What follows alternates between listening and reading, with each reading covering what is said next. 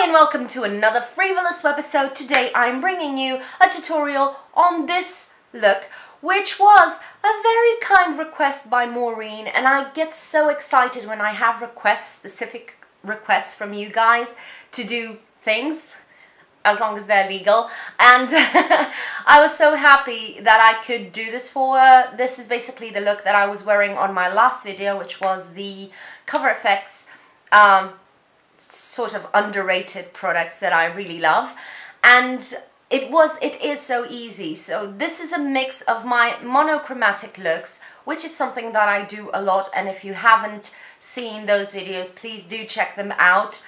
I still stand for and stand by those kind of color combinations and doing that kind of gradient look on my face, and it's a mix of that with basically my statement that has one color and nothing else to bother me, and has minimal blending, minimal fuss, minimal color combination, all of that stuff. I set that aside also because I have hooded eyes, so a lot of it gets lost on my eyes because they're hooded. And to be honest, I find this kind of look really effortless and chic, so I go for it a lot of times. So it was really fun to recreate this for you. Thank you for the request. Just talking about the shades that I used then and now the colored Raine palette, the Queen of Hearts palette, and this is Ladyship. And actually on that day I didn't use primer, so that eyeshadow after a couple of hours was just creasing and patchy and total wreck. So heads up for oily lids and hooded lids. Peeps out there, keep that in mind. It's not the most long wearing eyeshadow without a primer, but a very, very similar, almost exact same to Ladyship from the Queen of Hearts is one that many people already have in their collection, which is the Modern Renaissance palette, this color here, which is Love Letter, the pinkier one. And these are basically exact replicas. One has more fallout, the other one is a bit more patchy and less rich in pigment. So Fallout, Modern Renaissance, a bit more patchy and takes a bit more building up is the colored Raine, but they're basically the same color. And then I found a similar but not exact shade, which is Zobo from the Masquerade palette by Juvia's Place. It's a bit lighter, I would say. It's not as deep as the other two, but as usual, don't get stuck to the products that I use. Look up Colourpop, Makeup Geek, even MAC if it's affordable in your country. It's not in mine. I don't know, NYX, I don't want to leave anyone out. Sephora collection and Kiko are some of the ones that come up to my mind, but check singles if you're not into a palette with these shades. So without further ado, I've rambled enough for this for this intro. Let's jump into the tutorial, and thank you for being there, and see you in a bit. Starting off, primer. I like the Urban Decay anti-aging priming potion thing, just because it feels a bit less drying than the other one. And I'm not going to repeat the same mistake in not using a primer. And I'm just going to take this off-white. It's pinkier than it shows on camera, but it's basically an off-white, just to set my primer. It's peachy, not pinky. Really like this color on its own. Just setting my primer with it so that the main color can glide a bit more easily. My neighbor is listening to terrible music, so I hope it doesn't seep into the video. So I'm going to take a flat brush like this. It's flat but fluffy. This one is by Sephora. It's the Pro Smoky Shadow. It's number 30. And I'm going to take the main color, which is Ladyship, which is this one right here. As I said, you can use one of several shades. Love Letter by Anastasia Beverly Hills, which you can buy, I think, single now, or you can get on the Modern Renaissance palette, is the closest match. And I'm just patting this on my lid. That's all I'm doing. And because this has this flat edge, it sort of starts blending the edge of the shadow there. Just packing this on. That's all I did. I love when you ask me how I did my makeup, and I don't have much to say. And because I have hooded lids, I like sometimes to bring the color a bit higher, just so that a bit of it can be seen when my eye is open and I'm looking straight ahead. You can still see a bit of the shadow there. I will blend it in a minute. When it comes to the shape, some people like to elongate this outer edge here. You may know that I prefer the rounded eye sort of effect. So I bring it here as an extension of my lower lash line, sort of, but I don't go too far away from that. Same thing here. And then just bringing it in. And there you go. And then I just pack on as much color as I deem necessary to be opaque. I find the Anastasia Love Letter to be a bit more opaque than this one. This tends to look a bit patchy. So I buff this one in a bit more. Now I'm just going to take a blending brush. These are all so soft and clean because I just clean all my brushes. Feels so good. And I'm just gently buffing the edge so that there are no harsh lines, but I don't want to buff it too much because I don't want all the color to disappear or to blur it too far up into my brow bone. Although I really do like the 20s look with a bit more intensity on the inner corner. That's not what I'm doing today. And as you can see, it can look a bit patchy. So this is a 2-in-1, sort of a review of the product. Everybody raves about colored Raine products. To be honest, I prefer Juvia's Place. Just because I have textured lids because of aging and all of that. Maturing, let's call it maturing. And I feel that this color doesn't go on as smoothly and it can start to look a bit patchy. So it demands a bit more of work, I would say. So there you go. I think this is okay. I'm just going to bring the same color onto the lower lash line because I always do that. Again, patting just on the outer 2/3, I would say.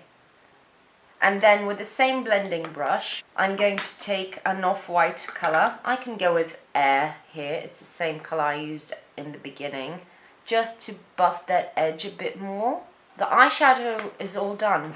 I'm sorry. I'm really basic. Now I'm going, as usual, take my Marc Jacobs black eyeliner. It's blacker. The name is blacker.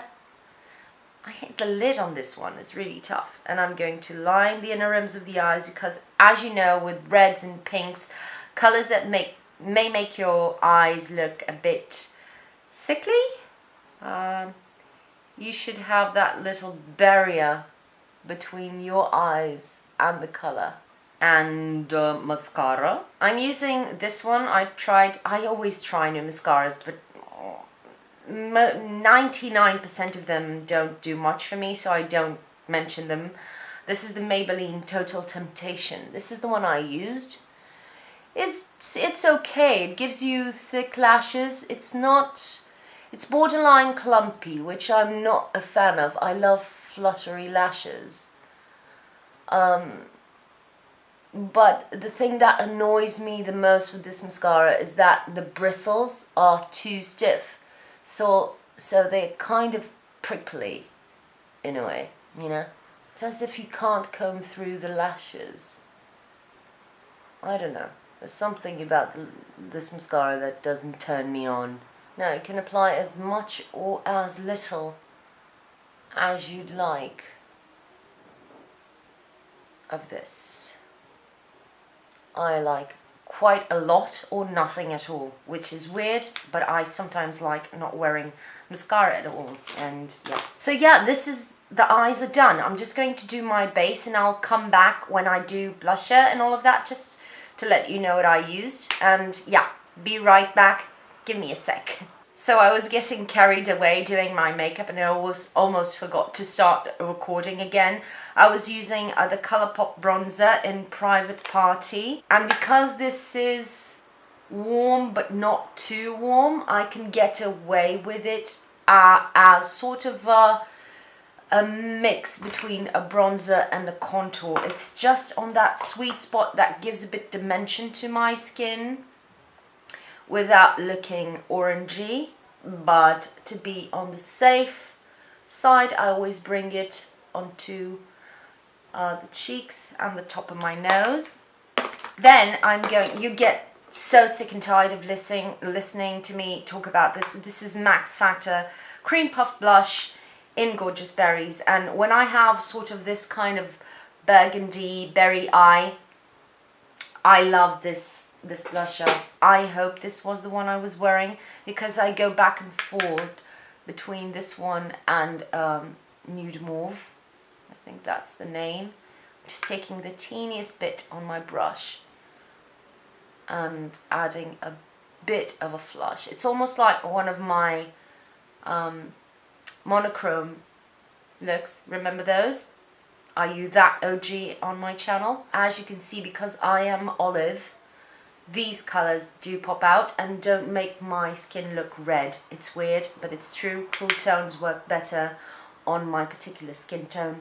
Many people with olive skin tones prefer the corals and the peaches. I prefer cool toned red berry colors and mauvey colors. This is something I was saving to talk to you about in a video. This is the Essence Metal Chrome Blush in 20 Copper Crush. But as you can see, this is not coppery. This has a mauvey undertone, and this is highly metallic, and it's a blush. And yes, I can hear you shivering, but just hear me out. I work this into my skin, and I think that this on camera doesn't make it justice, but in real life, it works beautifully as blusher and highlighter, and it gives just a beautiful sheen. It doesn't emphasize the texture on the skin too much, but you should powder underneath just to give it a bit of something to glide over. Can you? I think this side is showing better. It has the color, but it has a dimension. Love it. Because I am on camera and I want to shine to the gods, I'm going to add a bit of a highlighter, and this is Kathleen Light's Made Me Do It Here Kitty Kitty highlighter by Colourpop. It's a beautiful highlighter. Again, you don't need much. Just going to work it on right on this area here of my cheeks. I don't know how they do this to show off the highlighter in that gorgeous way every single time. I struggle. But there you go. Just a teensy tiny touch, because the blusher is really reflective. But I'm really liking that blusher, especially in contrast with matte eyes. Loving it. You can skip all of this and just wear the matte eye and a touch of blush and a touch of lip, and you're good to go. Now, another trick is to take my damp beauty blender and go over all the powders, and this kind of meshes everything into the skin. I had to go get my makeup bag that I carry with me around because I had this in there. This is the NYX Slip Tease in I Woke Up Like This, which is 001. Let me tell you, the slip teasers, I don't know why nobody talks about them. I love the puff, whatever, what's your name? Powder puff lippies. But the slip teasers are just amazing, and this is just kind of my lips better, that type of shade. This is long wearing, but it's not it doesn't lock onto the lips, so it will fade like a normal lipstick, just so you know. But it's more long wearing than a normal lipstick. It's a nude, but has a hint of pink. It feels creamy. It's quite forgiving on the lips, even though I haven't exfoliated them today. Loving it. Quite affordable option. Yay. And the last touch. Where are you? Here you are. I keep losing things today. The last touch, and this is, if you can get a hold of this, do. This is the Essence HOLO Wow Dewy Lip Shine. This is a gloss. Can you see that? It's so much fun. It's just a gloss that has a tint of berry to it, a berry undertone, and then it has, I wouldn't say hollow, but I would say lilac-y blue duochrome glitter in it, but very fine. So this is what it does. Can we just? I'm not a fan of the metallic lip trend just because I think it emphasizes the lines on my lips no matter what I do, and other than that, been there, done that, because I was a teenager in the late 90s, so yeah, it's not news for me, and I still don't think it's beautiful. But this, it just makes your lips look really glossy and juicy, and you can't see the shimmer, which is really weird because it's all reflective. This is one of those finds. These two by Essence, for me, these are the season finds. Forgot to tell you, this is a Scarab Wings number 03. They have other colors, but this is the color. This is it. Let me put my hair down so that I don't look as much as a matte person, and zoom you out. So yeah, this is the finished look, and as I think you are able to see, it all boils down to one eyeshadow that is really popping, as I usually do with my looks, and then combining, sort of matching but slightly, the lips and the cheeks to the undertones of that eyeshadow, to the same color family. And that's basically it. And despite me rambling about a lot of products, although most of them are quite affordable, you can easily replicate this with what you have at hand, and as usual, check out the affordable versions of these products before jumping into buying a whole palette because of one color, you know. Thank you to Maureen for asking for this tutorial. Please keep those requests coming. I love knowing that you want to know something specific and that I can help you with something. Whenever I can, I will do a video on them. Don't forget to like this video if you have liked this video. Subscribe if you haven't already. Check out my other videos to see if there's something that interests you. Share my videos with people that you think may be interested in what I have to say. And thank you for spending your time on me, and I'll see you on my next video.